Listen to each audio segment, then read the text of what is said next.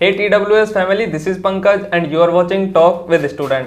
तो आज हमारे साथ जो भैया है, सबसे पहले तो मैं आपको बता दूं कि उनका नाम मेघराज जी है और वो एक नहीं, दो नहीं, तीन चार से ज़्यादा सरकारी नौकरियों में सेलेक्टेड हैं। और अभी वो किस पोस्ट पे हैं ये हम भैया से जानेंगे। बाकी पूरी सारी चीज़ें उन्होंने कैसे अपने पढ़ाई में जैसे क्या इम्प्लीमेंट किया है, क्या उन्होंने कोर्स किया है, सारी चीज़ों के बारे में हम उनसे जानेंगे। कौन सी उन्होंने जो सबसे अच्छी बुक पढ़ी है या उन्होंने कोचिंग करी है, साथ ही में उनके जो पर्सनल जो एक्सपीरियंस है वो भी हम आपके साथ शेयर करेंगे। तो सबसे पहले तो भैया आपका बहुत स्वागत है हमारे चैनल पे। Thank you. और सबसे पहले तो आपने बहुत बहुत धन्यवाद कि आप हमारे चैनल पे आए, आपने अपना जो कीमती समय है वो हमें दिया। Thank you so much and I would say to you कि आपने मुझे इस यहाँ पे आपके चैनल में बोलने के लिए मौका दिया। अरे भैया प्लीजर इन माइंड। सबसे पहले तो अब हम भैया से पूछ लेते हैं कि वो खुद अपने बारे में थोड़ा सा आपको बता दें कि वो अभी किस पोस्ट पे हैं और क्या क्या बहुत सारी और भी जो अनदर जो वैकेंसीज हैं उनमें भी वो सिलेक्टेड है। तो भैया आप सबसे पहले हमारे दर्शकों को बता दें थोड़ा सा। सबसे पहले तो मैं आपको बता देना चाहता हूँ कि मैं अभी हाल फिलहाल में प्रेजेंट में असिस्टेंट लोको पायलट की पोस्ट पे सिलेक्टेड हूँ और मैंने SSC MTS SSC CGL 10+2 इनके एग्ज़ाम अभी मेरे रिजल्ट पेंडिंग में है और मैंने इनका रिजल्ट अभी बाकी है तो उनका भी वेट है। तो भैया सबसे पहले आप हमें ये बताइए कि क्या आपने कोर्स किया, यानी कैसे आप इस क्षेत्र में आए। सबसे पहले तो मैंने 12th के बाद में 12th में PCM से हूँ। PCM के बाद मैंने BTech किया था इलेक्ट्रिकल इंजीनियर से। फिर उसके बाद मैंने पहले टेक्निकल कोचिंग की जूनियर इंजीनियर के लिए। फिर उसके बाद में उस टाइम पे हमारी कोई ऐसी वैकेंसी नहीं आई और वैकेंसी आई तो उस टाइम पे अपने ये राजस्थान JEE की वैकेंसी आई तो उसमें नॉन टेक्निकल सिलेबस था, तो इस वजह से फिर मैंने नॉन टेक्निकल फील्ड चूज कर लिया उस टाइम से। तो फिर मैं उस टाइम से ही SSC की तैयारी करने में जुट गया था। फिर उसके बाद धीरे धीरे एग्ज़ाम देता गया और एग्ज़ाम क्वालिफाई होते गए और फाइनली मैं 2018 की जो वैकेंसी है उसमें लोको पायलट पे सिलेक्टेड हूँ और अभी SSC की कंटिन्यू है। तो भैया क्या स्ट्रेटजी आपकी रही, यानी मेनली आपने किस चीज पे फोकस किया? जैसे आपने SSC पे फोकस किया तो उसके साथ आपने रेलवे निकाला या फिर जैसे आपने पर्सनली ही रेलवे पे फोकस किया? नहीं, मैंने सबसे पहले SSC पे ही मेनली फोकस किया था क्योंकि जो रेलवे के जो सिलेबस है उसमें 100%, ऐसा नहीं है कि भाई 80%, 100% पूरा सिलेबस SSC से मैच करता है, बल्कि SSC में अपने को एक्स्ट्रा ही पढ़ना पड़ेगा। ऐसा नहीं है कि कुछ अपने को जैसे कम पढ़ना पड़ेगा। SSC में रेलवे का जितना सिलेबस है उससे एक्स्ट्रा पढ़ना होता है। तो अगर आप SSC की तैयारी करोगे तो रेलवे ईजिली आपका एग्ज़ाम फाइट हो जाएगा। तो SSC का जब आपने शुरू किया तो शुरू में कहाँ से, यानी कि जो आपका लेवल था, जैसे आप एक होता ना कि बहुत ज़्यादा इंटेलिजेंट बच्चा है या फिर जैसे बिना कोचिंग के वो कर लेता, तो SSC का जो आपने प्रिपरेशन की उसकी आप स्ट्रेटजी हमारे सभी जो जितने भी बच्चे आपको देख रहे हैं उनको बताइए कि पहला जो लेवल है उससे और जैसे आप सिलेक्शन आपने लिया तो बीच बीच में क्या परेशानियां आई और किस तरह से आपने अपनी तैयारी की। सबसे पहले तो देखो अपना बेसिक कंसेप्ट क्लियर होना चाहिए। अगर आपका बेसिक कंसेप्ट क्लियर है तो आप जैसे जैसे अपना लेवल बढ़ाते जाओगे वैसे वैसे आपको इजी होता जाएगा। और बेसिक कंसेप्ट करने के लिए आपको क्या करना होगा, पहले उसके लिए अपनी स्ट्रेटेजी बनाओ। पहले तो यह सबसे बड़ी बात कि आप जिस एग्ज़ाम के लिए तैयारी कर रहे हो उसके लिए अपने आप में सेल्फ कॉन्फिडेंस रखो कि हाँ मैं इस एग्ज़ाम को फाइट करूँगा। तो आप पहले उसके लिए अपना प्लान बनाओ और उसके लिए बेसिक पहले तो बेसिक तैयार करो, फिर उसके बाद में अपना लेवल इंक्रीज करते जाओ धीरे धीरे। तो पहले बेसिक ज़रूरी है। उसके लिए आप जैसे कोई भी टॉपिक पढ़ रहे हो, टॉपिक जैसे अभी मैं ले लेता हूँ, जैसे अपना लॉस प्रॉफिट ही ले लेता हूँ। लॉस प्रॉफिट में अभी आपको करना क्या है, पहले उसके बेसिक नॉलेज होना ज़रूरी है कि भाई अगर आपको प्रॉफिट हो रहा है तो प्रॉफिट अपन कैसे निकालेंगे, लॉस हो रहा है तो कैसे हो रहा है। तो उस चीज़ का पहले बेसिक आ गया। बेसिक के बाद में आप धीरे धीरे अपना लेवल इंक्रीज करते जाइए, तब आ जाके आप आराम से, मैथ के बता रहा हूँ, मैथ जैसे सब्जेक्ट में आप जितनी प्रैक्टिस करोगे उतना ही ज़्यादा आपको नॉलेज इंक्रीज होगा। अच्छा भैया, ये कहते हैं ना कि कोई भी अगर एग्जाम आपको क्रैक करनी है तो उसके लिए जरूरी है कोचिंग ही करें या फिर बिना कोचिंग हो सकता है? जैसे कोचिंग, देखो कोचिंग एक गाइडलाइन होती है। जैसे क्या होता है कि एक छोटा बच्चा होता है तो उसको क्या होता है कि उसको अभी अपने को स्कूल भेजना है तो वो डायरेक्टली तो स्कूल नहीं जा सकता। तो उसको क्या है, पहले तो एक अपने को बताना पड़ता है कि बेटा ऐसे जाओ, या फिर उसको बताना पड़ता है कि स्कूल यहाँ से जाना, इस रास्ते से जाना, ऐसे जाना। तो कोचिंग भी उसी तरह एक गाइडलाइन होती है कि उससे क्या है कि आदमी को एक वो एक वे मिल जाता है कि मैं इसके थ्रू मैं अपने इस टारगेट पे पहुंच सकता हूं। तो एक कोचिंग में, जहाँ तक मेरा मानना है, एक गाइडलाइन ही है, तो वो भी ज़रूरी है। तो अच्छा, कुछ टॉपर्स ये कहते हैं कि एसएससी का जो एग्जाम है या रेलवे का जो एग्जाम है वो 6 महीने में यानी कि वो निकाल देता है, तो इसके पीछे जैसे कितनी सत्यता है कि 6 महीने में एसएससी का कोई एग्जाम निकाला जा सकता है, चाहे वो सीएचएसएल हो, एमटीएस हो, सीजीएल हो? देखो, वो स्टूडेंट की कैपेसिटी के ऊपर डिपेंड करता है कि जैसे आपकी एक्सेप्ट करने की क्षमता आप ज़्यादा है, या आप में किसी चीज़ को गेन करने की क्षमता है कि यार मैं, या आपकी सीखने की क्षमता जितनी है।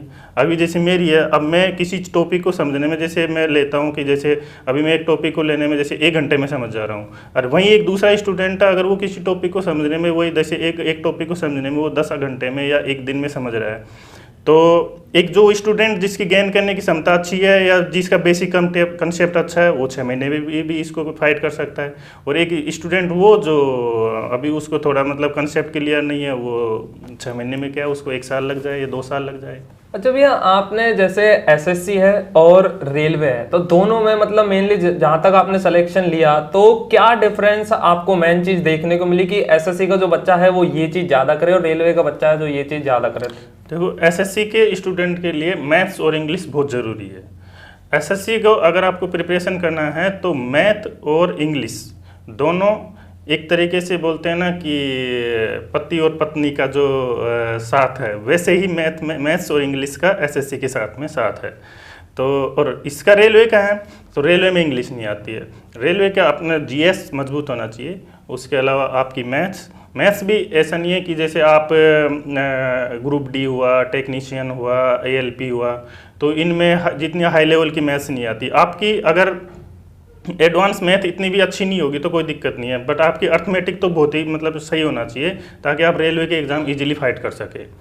अच्छा भैया, जो इनिशियल स्टूडेंट है और जो अभी तैयारी करेगा, यानी कि मान लीजिए 12th पास है वो, ठीक है, तो उसे जैसे अगर पीसीएम से है, चाहे वो पीसीएम से नहीं है, तो उसे जैसे एसएससी में जाना चाहिए या बैंक में जाना चाहिए, तो क्या उसके लिए बेटर रहेगा? अभी देखो, पहले तो इनिशियल स्टूडेंट के लिए पहले उसको एक थोड़ा मतलब अपना लेवल बेस थोड़ा पहले तैयार करें, फिर उसके बाद में मेरा मानना है कि अगर वो एसएससी की तैयारी करेगा तो रेलवे इजीली निकल जाएगा। तो अगर वो रेलवे चूज करता है, या फिर अगर उसका जैसे उसका लेवल अगर नॉर्मल है, वो एसएससी के लिए अगर वो एसएससी की फाइट नहीं कर सकता या फिर एसएससी के लिए वो तैयारी नहीं कर सकता, तो रेलवे उसके लिए अच्छा ऑप्शन है। और अभी रेलवे की जैसे ग्रुप डी हुई, ये वैकेंसी आने वाली है, तो उसके एक इनिशियल स्टूडेंट के लिए रेलवे बहुत बेटर है। अच्छा भैया, अभी जैसे एनटीपीसी का प्री लग चुका है और अभी उसका रिजल्ट आएगा, उसके बाद में मेंस की एग्जाम होगी, तो उनके लिए आप क्या बताना चाहोगे जो रेलवे वाले हैं एनटीपीसी की, जो प्री में सेलेक्टेड हो जाएं तो फिर मेंस का क्या लेवल रहने वाला है? मेंस का स्टूडेंट देखो, एनटीपीसी में जो मेंस का लेवल आएगा उसमें से 30 to 40% ही क्वेश्चन जो एक्स्ट्रा आते हैं, बाकी जो 60% क्वेश्चन है वो तो वही जो प्री में आते हैं ना, वो वही क्वेश्चन आते हैं। बाकी जो 30 to 40 क्वेश्चन आते हैं उनका लेवल थोड़ा इंक्रीज हो जाता है। तो उस लेवल को इंक्रीज करने के लिए अपने को खुद से प्रैक्टिस करनी पड़ेगी। मैथ्स की तो ये है कि आप जितनी ज़्यादा प्रैक्टिस करोगे सक्सेस के चांसेज उतने ही ज़्यादा हो जाएगा। मैथ का एक फंडा है, do practice and get success. अच्छा भैया, बहुत सारे स्टूडेंट ऐसे हैं जो बहुत दिनों से तैयारी कर रहे हैं, चाहे वो एसएससी के हो, रेलवे के हो या अदर एग्जाम्स के हो। बहुत सारे बच्चे ऐसे होते हैं और काफ़ी उम्र भी उनकी हो चुकी है, पढ़ाई भी वो रेगुलर कर रहे हैं, लेकिन सिलेक्शन नहीं मिल रहा है। तो उसके पीछे मतलब मेनली क्या कारण हो सकता है कि उन्हें सिलेक्शन क्यों नहीं मिल रहा है? देखो, ऐसे स्टूडेंट जिनको बहुत दिन हो गए तैयारी करते हुए, उस चीज़ को पहले तो उनको एक चीज़ मतलब उनको खुद एनालिसिस करना चाहिए, या फिर उसको एक बार देखना चाहिए कि कौन सी जगह मेरी कमी रह रही है। जैसे अभी मैथ्स में क्या है कि मैथ्स में 100 क्वेश्चन आते हैं एसएससी मेंस में, तो उसमें से क्या होता है कि 70% क्वेश्चन तो हर कोई बना देता है, जिसका लेवल ठीक ठाक है वो बना देगा। लेकिन जो 30 क्वेश्चन है उसी में मेन डिफरेंस आता है एक लो लेवल के स्टूडेंट और एक हाई लेवल के स्टूडेंट में। अब जो 30 क्वेश्चन अटेम्प्ट कर पाता है वही सिलेक्शन ले जाता है। तो ऐसे स्टूडेंट को क्या करना चाहिए, पहले तो उसको प्रैक्टिस करो, टेस्ट दो जितना ज़्यादा हो सके। ऑनलाइन जितने भी टेस्ट हैं टेस्ट दो, कोई अच्छी सी टेक्स्ट बुक ले लो, या टेक्स्ट बुक, मैं तो टेक्स्ट बुक प्रीफर करता हूँ टेस्ट के लिए। बाकी और बहुत सारी टेस्ट सीरीज है उनको ज्वाइन कर सकता है। तो टेस्ट जितने ज़्यादा टेस्ट दोगे उतना ही ज़्यादा आपके जो प्रिपरेशन में जितना निखार आएगा। तो जितनी ज़्यादा हो सके प्रैक्टिस करो, और जहाँ पे कमी रह रही है उस चीज़ को एनालिसिस करो, उस टॉपिक को देखो। जैसे अभी मेरा इस टॉपिक में कमी है तो उस टॉपिक की दोबारा प्रैक्टिस करो, उसके मैथ्स के और क्वेश्चन निकालो, जो भी सब्जेक्ट में जिस टॉपिक में कमी रह रही है उसकी प्रैक्टिस करो। प्रैक्टिस ही सब कुछ है। अच्छा, एक बच्चा एसएससी वाला है, एक रेलवे वाला है, तो मेनली कितने घंटे यानी उसे दिन में पढ़ाई करनी चाहिए? तो एसएससी वाले को कितनी करनी चाहिए और रेलवे वालों को कितनी करनी चाहिए, थोड़ा बताएंगे इसके बारे में? देखो, टाइमिंग का क्या है, टाइमिंग का ऐसा कुछ नहीं है। ये है कि जब आपका मन कर रहा है ना पढ़ने का, तभी उसी टाइम पढ़ो। ऐसा नहीं है कि जैसे आप अभी पढ़ने बैठ गए, आपका मन ही नहीं है पढ़ने का, तो ऐसे पढ़ने से भी कोई मतलब नहीं है। बट ये है कि जैसे आप अगर एसएससी की तैयारी कर रहे हो तो कम से कम दिन में भाई 6 घंटे तो निकालो। और अगर रेलवे की तैयारी कर रहे हो तो रेलवे में थोड़ा इंग्लिश का सिलेबस कम हो जाता है, तो उस वजह से अगर आप दिन में 2-3 घंटे भी पढ़ते हो मन से, ऐसा नहीं है कि आप बुक लेके बैठ गए पढ़ रहे हो, तो ऐसा उसमें वो तो ऐसा पढ़ने से कोई फ़ायदा है नहीं। तो आराम से आप 2 या 3 घंटे प्रैक्टिस करके, जितनी ज़्यादा अच्छी से प्रैक्टिस करें, जो चीज़ें समझ के, उस चीज़ को समझ के पढ़ोगे तो आप इजीली कोई भी एग्ज़ाम या रेलवे हो या एसएससी हो फाइट कर सकते हो। अच्छा भैया, इंग्लिश के लिए काफ़ी सारे बच्चे ऐसे बोलते हैं कि जो वोकेब का जो सेक्शन है कि उसे कैसे कवर करें, क्योंकि हो ही नहीं पाता। आज वो जैसे 10 मीनिंग्स उन्होंने याद किए, कल वो 10 भूल जाते, फिर अगले 10 याद किए, ऐसे तो फिर पीछे वाला तो भूल ही जाते। तो उसके लिए कुछ स्ट्रेटेजी है ऐसा कि आप ये काम कर लो, इससे आपका वोकेब बहुत अच्छा हो जाएगा?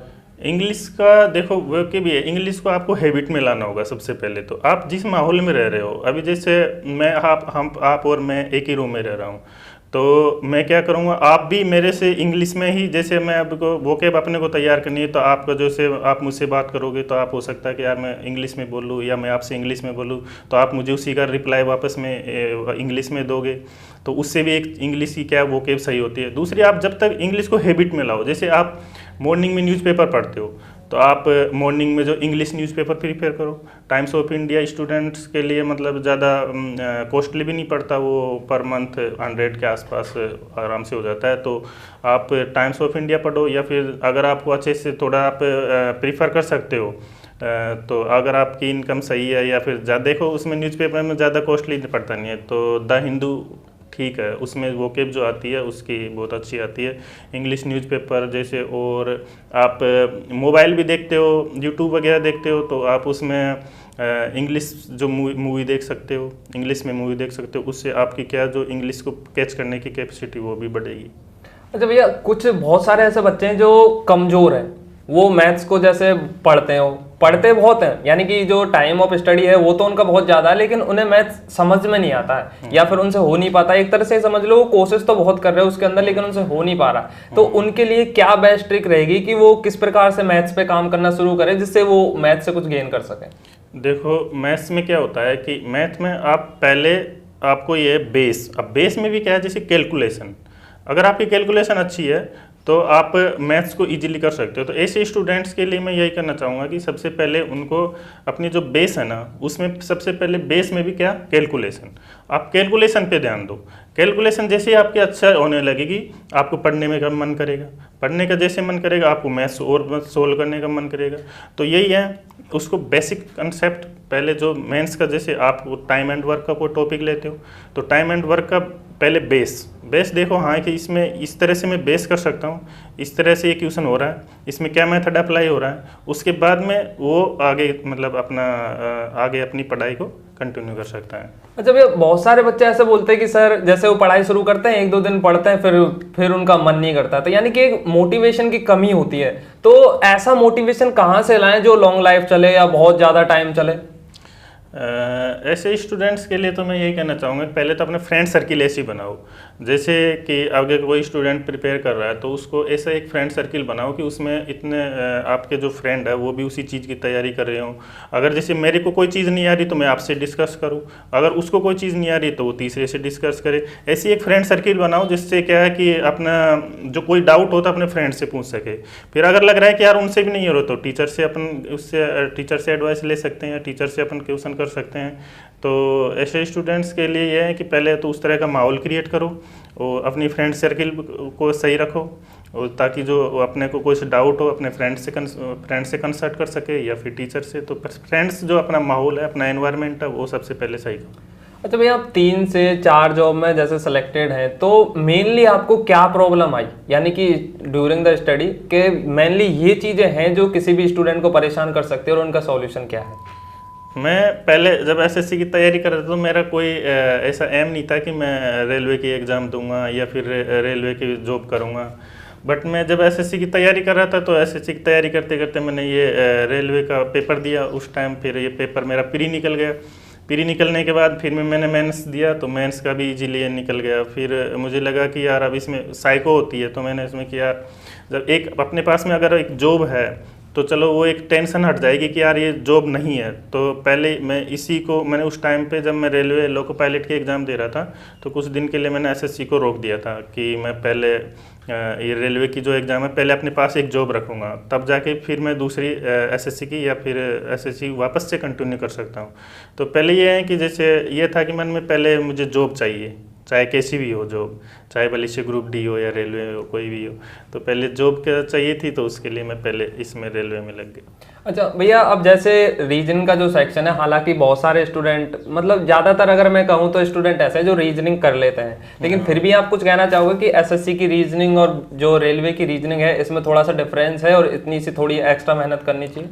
देखो, रीजनिंग में क्या होता है कि रीजनिंग में प्रेजेंस ऑफ माइंड बहुत ज़रूरी होता है। उसको बोलते हैं एक मेंटली एबिलिटी बोलते हैं अपन।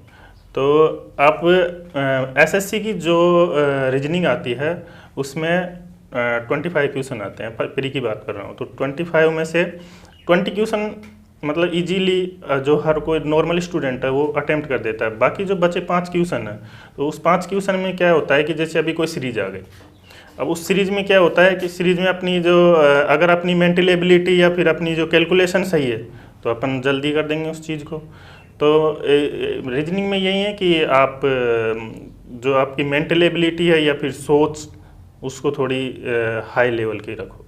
अच्छा भैया, अब आप एक ओवरऑल एक चीज बता दें जो जितने भी बच्चे हैं जो गवर्नमेंट एग्जाम की प्रिपरेशन कर रहे हैं, क्योंकि देखो आपको भी पता है कि बहुत सारे ऐसी अफवाहें भी रहती हैं कि इसमें स्कैम हो रहा है, पैसे देके जॉब मिल रही है, तो बच्चे क्या है ना एक तरह से बहुत नर्वस हो जाते हैं, या फिर जैसे वो जो अच्छे से पढ़ाई कर रहे हैं तो उनकी पढ़ाई हो नहीं पाती है।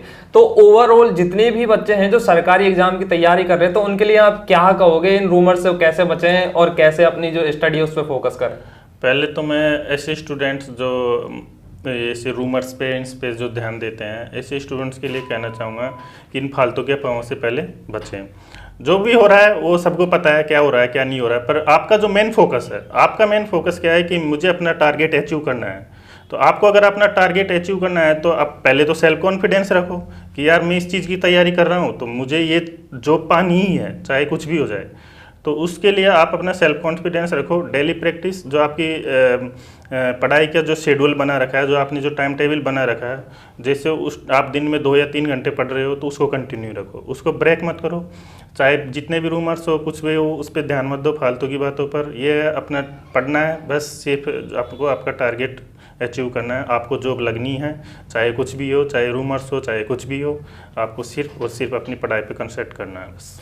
चलिए दोस्तों, यार भैया का हमने काफ़ी समय ख़राब कर दिया यहाँ पे, और आपको पता है जितनी भी ज़्यादा आपके क्वेश्चन थे या भैया के पास जो भी इन्होंने अपनी ड्यूरिंग द प्रिपरेशन इन्होंने जो भी काम किए वो आपको सभी पूरी स्ट्रेटेजी इन्होंने बताई। तो यार अब आप ऐसे करके आपकी जो ड्रीम जॉब है वो एसएससी हो चाहे रेलवे हो, यानी कि आप उसे पा सकते हैं। तो चलिए भैया, बहुत बहुत धन्यवाद कि आप यहाँ पे स्टूडियो में हमारे साथ आए। चलिए दोस्तों, इस वीडियो को लाइक जरूर करें, अगर आप चैनल पर नए हैं तो चैनल को सब्सक्राइब कर दें। मिलते हैं अगले वीडियो में, तब तक के लिए जय हिंद, वंदे मातरम।